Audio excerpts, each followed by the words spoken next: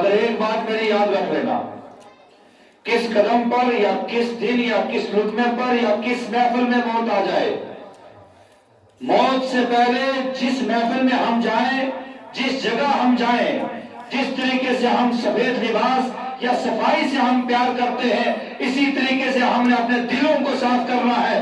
کس چیز سے؟ بغض سے، حسد سے، بخیلی سے، فساد سے، جھگڑے سے، نا اتفاقیوں سے اپنے دلوں کو صاف کر کے غسل بنا کے جلسوں میں جانا ہے اور رب کی بارگاہ میں سجدہ کرنا ہے۔ اگر ہمارے دلوں میں بغض کینہ، حسد، بخیل بھی ہو، سب کچھ ہم لاکھوں جلسوں میں چلے جائیں، لاکھ سجدے کر لیں، ہمارے ایسے سجدوں سے کوئی فائدہ نہیں، اپنے دلوں کو صاف کرنا ہے۔ تو قطع کے شعر کیا ہے کہ ہم نعت نبی پڑھ کے، ہم نعت نبی پڑھ کے تقدیر جگا لیں گے۔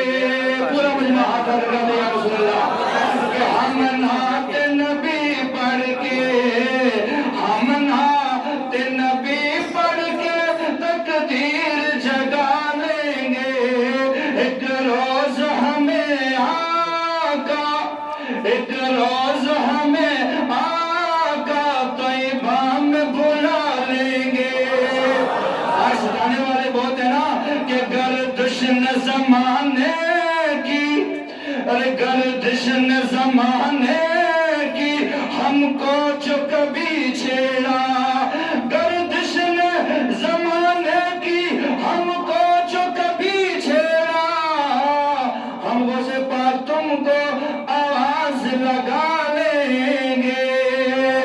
ارے وہ جیتے جی دنیا میں، وہ جیتے جی دنیا میں جنت کا مزہ لیں گے، جو باپ کو خوش رکھے اور ماں کی دعا لیں گے۔ آخری شعر میرا اس جلسے کے مطابق کیا ہے کہ جس کو مل جائے، جس نے غسل برا میں آنے والوں کیا ہے کہ جس کو مل جائے در غوث کا نوری ٹکڑا، جس کو مل جائے در غوث کا نوری ٹکڑا، اہل